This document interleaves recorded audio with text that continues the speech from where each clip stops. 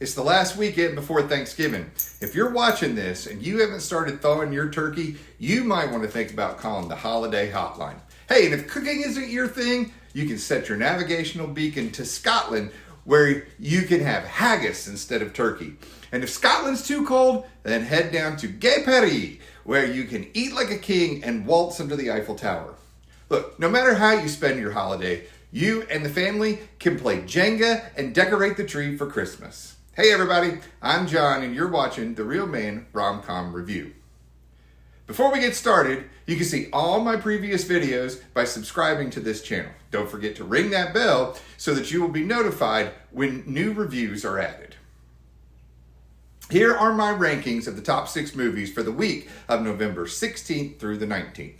Number 6, A World Record Christmas, which aired Thursday, November 16th on Hallmark Movies and Mysteries. Marissa and Eric are very busy, and they're so behind that they on their Christmas decorations. I mean, they're 7 days away, and they've not bought a tree or gone shopping, but they have a fully decorated house inside and out. So how busy are they really? Marissa's son Charlie is autistic. Charlie's been emailing his dad in the hopes that he will spend Christmas with Charlie, but Dad has not been very present in Charlie's life since the family split up. And Marissa hopes that Charlie would one day call Eric, her current husband, Dad, but Charlie doesn't think that that's right. Now, the town of Brookwood is going to attempt to break a Guinness World Record for wrapping the most Christmas presents in 1 hour. And to win his father's approval, Charlie decides that he wants to break a world record himself. So Charlie eventually decides that he is going to balance over 1,400 Jenga blocks on a single vertical block. Now, will Charlie in the town of Brookwood break a Guinness World Record? Will Charlie's deadbeat dad show up for his world record attempt? And does Charlie call Eric father? The answer to these questions and more will be answered when you watch A World Record Christmas. So let me start this by saying this wasn't a bad movie overall, but I had some real issues with this movie that really took away from my enjoyment of the movie. So Marissa and Eric basically allowed Charlie to hijack the town's world record attempt just to appease Charlie. I mean, they played the autism card to successfully bypass the application process with the Guinness World Record group. And they used their connections to get local television to do a story on Charlie and his world record attempt without mentioning the town's attempt to break the world record. Eric uses his connections to get Charlie a $10,000 check to give to a charity of his choice. I mean, gee, don't you think the town would have liked to have had that money for their idea, which they had first? Anyway, lastly, to blow off participating in the town's world record attempt so that Charlie can get a second chance to break the record. That's not right. Now, there were some other head scratchers here that I took issue with. For example, the family goes Christmas tree shopping at the local tree lot. Yet when they put up the tree, it's obviously a fake tree. So anyway, once again, we have another movie where they're making Christmas cards less than a week before Christmas. It is not okay that you shove something into a movie just to give us a Christmas feel if the timeline is not plausible. Now, why is there such a push to force a child to call their step-parent mom or dad? I mean, I didn't force my oldest daughter, who's actually my stepdaughter, to ever call me dad. I mean, she had a dad, and I like being called John. Now, she introduces me as her dad sometimes, and I love it when she does, but those are her decisions, and what name she calls me doesn't take anything away from my feelings for her. And listen, why are Marissa and Eric laying out on a blanket in the snow and like they're having a picnic at the park and not making snow angels in the snow? Despite these shortcomings, I have to give it up to Lucas Bryant, who plays Charlie's stepdad, Eric. He is wonderful in this role, and he tells bad dad jokes very naturally. Lastly, to Nikki DeLoach, I love you. I miss you doing actual rom-com Christmas movies like Christmas Land. So please, in this new era of the rom-comdom that we're in, don't miss the boat by making all these serious movies all the time. Hey, do you like the Christmas shirt I'm wearing? You can order this design or choose from several other designs by clicking on the Etsy link below the video. Now, on with the countdown. Number 5, A Merry Scottish Christmas, which aired Saturday, November 18th on the Hallmark Channel. Now, in the first of her 2 Hallmark Christmas movies this year, the Queen of Christmas, Lacey Chabert, teams with Scott Wolf, her former TV brother from Party of Five, to bring us a merry Scottish Christmas.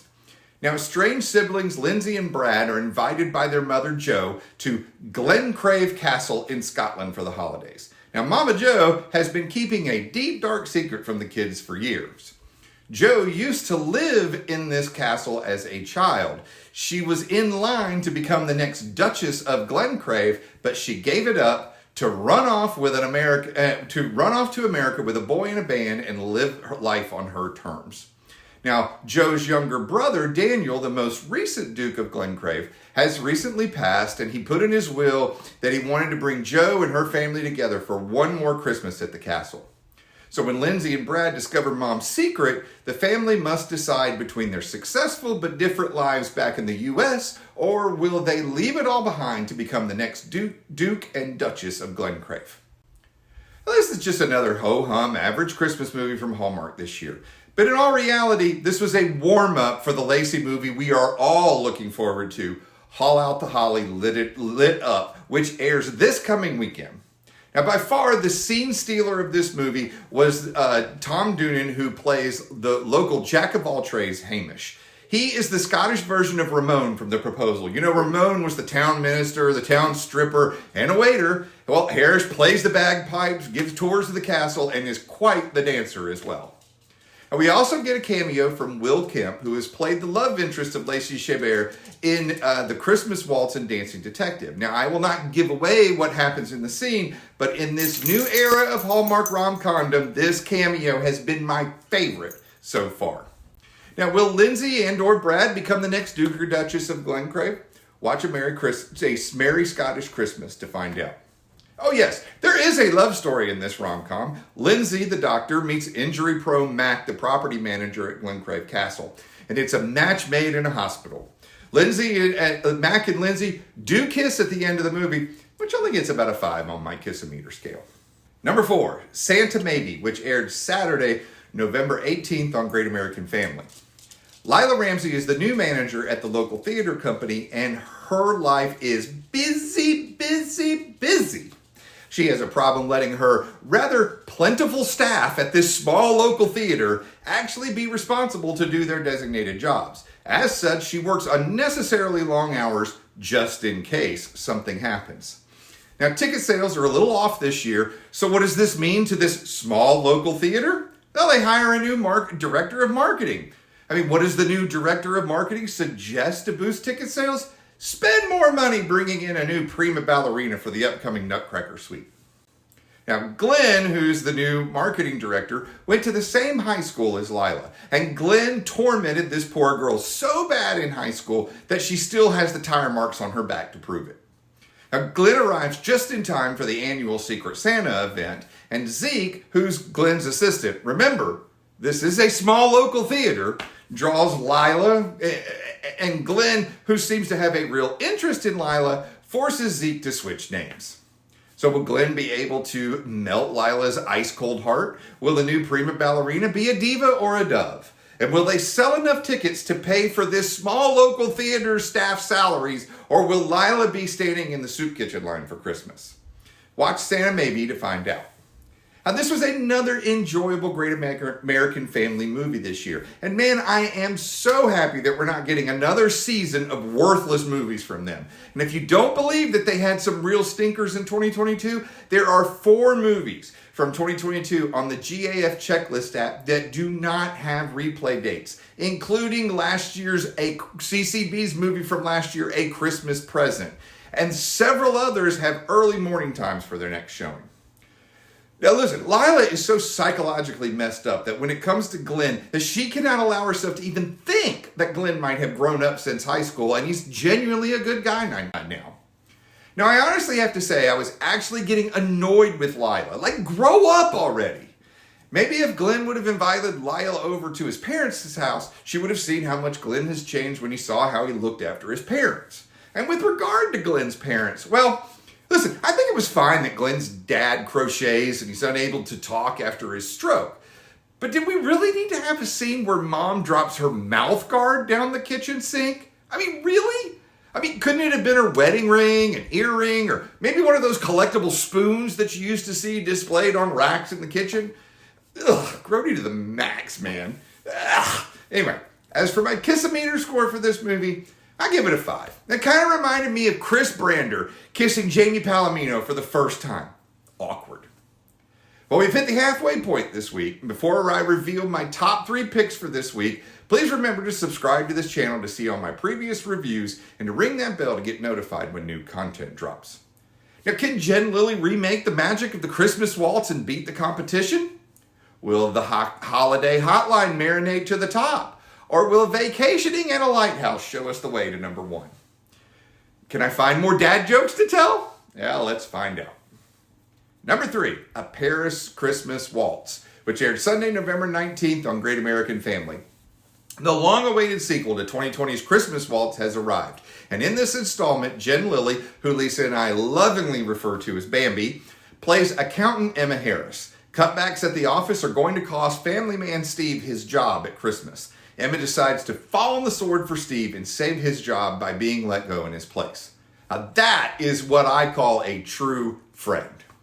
Now, how do you celebrate losing your job? Head out with your BFF Cece to the local dance hall for some ballroom dancing where you can get an impromptu tryout with former dance pro Leo Monroe, who's looking for a new dance partner for the upcoming Paris Yuletide Pro-Am. Now, discovering her passport is up to date and she has all the free time one can stand, off to Gay Paris they go to train with famed choreographer Henry Fontaine. Now, while Henry believes that they dance fine, technically, they lack the spark emotionally, so he sends them off together to learn about each other. Now, Leo and Emma will have to have stiff competition in the form of Leo's former partner, Giselle, and her new partner, Paolo, who may have her sights set on more than just winning the competition. Now, Leo has a strict rule against dating his partners, so will they be able to find the spark that Henry wants? Is Giselle a true friend of Emma, or is she a conniving witch who wants to steal Leo away from her? You gotta watch A Paris Christmas Waltz to find out. Now, I have to admit, I still haven't watched the Christmas Waltz from start to finish in one sitting, but I know enough to know that these are 2 distinctly different movies, from the storyline to the dancing. I mean, Christmas Waltz is more similar to Come Dance With Me with Andrew McCarthy, another cute dance movie. And while I know that we have a love story to tell in this movie, it is a dancing movie, and I wanted more dancing. I mean, I wanted this to be Glee with dance numbers instead of singing, and we just didn't get enough dancing in this movie. Now, obviously, Jen Lilly and Matthew Morrison worked hard on their dancing. I mean, their cha-cha early in the movie was very cute, though it was so chopped up that I didn't get to see much of the footwork, which is key to that dance. The dance and song number they did on the streets of Paris took me back to William McKinley High School. Now, that said, their finals dance, well, it gave me that Silver Linings Playbook vibe, from the dance moves that did not have the same ballroom style that we're all used to seeing, to the dance outfits that they wore. Now, while was this Dancing with the Stars, or was this a serious ballroom competition? I did get a good laugh when Henry is frustrated with Leo and Emma at the practice before the finals. They have lost their spark, and he tells them that trying isn't enough. Now, I'm all the time telling my kids, do or do not. There is no try. Then this is what I immediately thought of when I heard that line. Now, there was only one real head scratcher for me in this movie. The dance hall where they meet in the big city. I mean, this room had so many columns in it, I don't know how anyone had any room to dance at all. Now, the kiss-o-meter score for me, well, that was about an 8. I mean, the kisses weren't necessarily that special, but there were multiple kisses, there was a dip, and it was under the Eiffel Tower. Well, sort of, in the City of Love. I mean, that alone was worth 2 to 3 extra points. Another strong movie from Great American Family. I think they've done a fantastic job in the first half of this season, providing us solid movies and a couple of really enjoyable ones. Let's hope they keep up the work on the back half of the season. Number 2, Navigating Christmas, which aired Friday, November 17th on the Hallmark Channel. Now, Melanie Dalton is a recently divorced single mother who is not ready to go fishing for a new boyfriend. Her teenage son is supposed to go to his father's for Christmas, but he begs off because he's starting a new family with his new wife. Now, Melanie doesn't tell Jesse the truth about his father. So to help make him feel better, she books a Christmas vacation at a lighthouse. And when they arrive, the lighthouse is a mess. It doesn't look anything like the pictures she saw online. So she calls Peter, the owner of the lighthouse, who informs her that the booking instructions clearly stated that the renters would have to decorate the lighthouse for the upcoming Christmas festival. You gotta read the fine print. Now, Peter the Christmas Scrooge is prodded to go over to the lighthouse to help get the lighthouse decorated. And while he is there, he tells them that he cannot decorate a particular monument at the lighthouse. You see, anyone who kisses this particular thing on Christmas Eve will be given divine direction. Can we say foreshadowing here? Anyway, Jace meets the mayor's daughter, Sarah, and sparks fly between them as they win the reindeer games. Now, sparks are flying between Peter and Melanie as well, but Peter is keeping a secret from everyone. The lighthouse is in trouble financially, and Peter is planning to sell to a developer who wants to tear down the lighthouse and put up condos. Oh no! Well, will Melanie be able to thaw Peter's Scrooge heart? What will become of the lighthouse? And what are reindeer games anyhow? Watch Navigating Christmas to see how they guide this ship home. Now, this is probably my unexpected surprise movie of the year so far. I really enjoyed this movie. It was full of Christmas feels with a great cast and a lot of fun. The relationship between Peter and Melanie was believable, as was the young love between Jace and Sarah. Now, Peter spending time with Jace was a great way for Jace to see what an involved father is like, and it allowed Peter to heal the wounds of his failed relationship with his own father. Now, Mayor Kate is probably the most bubbly and happy mayor that we have ever seen in a Hallmark movie. Now, the reindeer games in this movie were great. We had reindeer antler ring toss, we had limbo with Santa bellies, and a marshmallow toss. And these were fun elements, and they really upped the feels in this movie. It's made me want to visit this place. Now, Chelsea Hobbs, who plays Melanie, was formerly Blair, the evil daughter of the pet shop owner in one of my all-time faves, 9 Lives of Christmas. Now, this is the first time I remember seeing her since then, and she is so great in this movie, and she's stunning on top of it. But Lisa was all jelly when she found out that this woman's had 4 kids in real life and still looks that rail thin. Now, we have to point out one of the biggest flaws in this movie.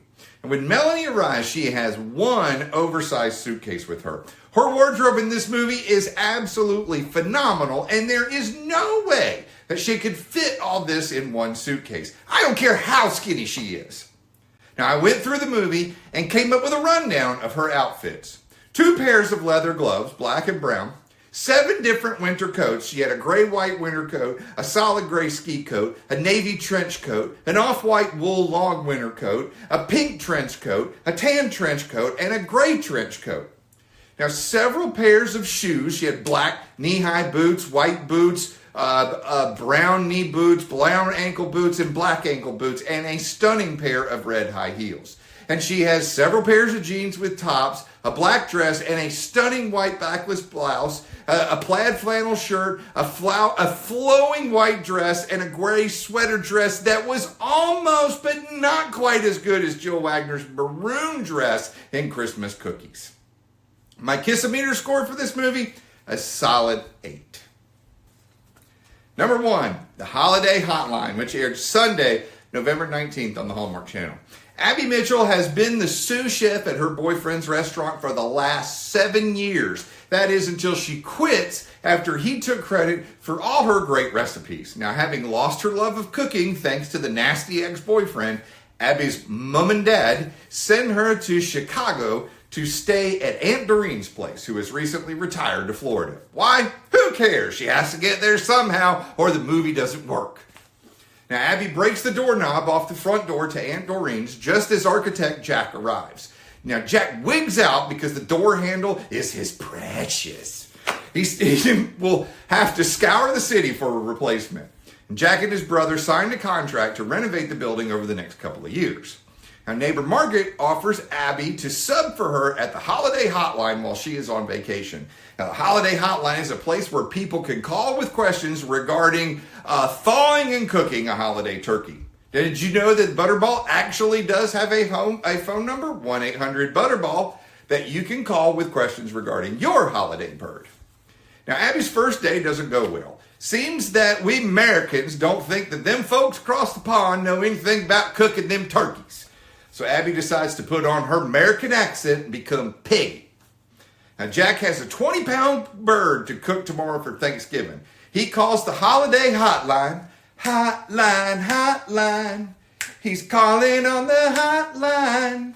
Anyway, and he uses the name John, where he meets Peggy. And they talk about everything except thawing the bird, which was the actual purpose for the call. So while John and Peggy are hitting it off on the hotline, Abby and Jack also seem to be hitting it off quite smashingly in the flesh.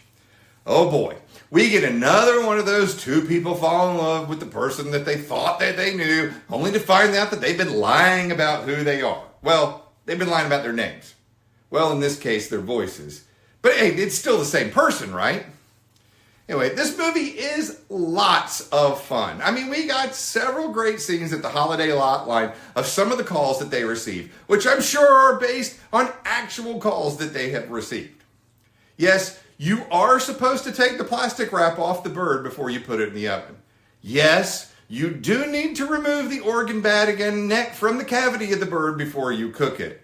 And yes, you need to thaw the bird completely before you drop it into hot boiling oil when frying a turkey. And the last thing we learned, cottage cheese is the secret to making a good cheesecake.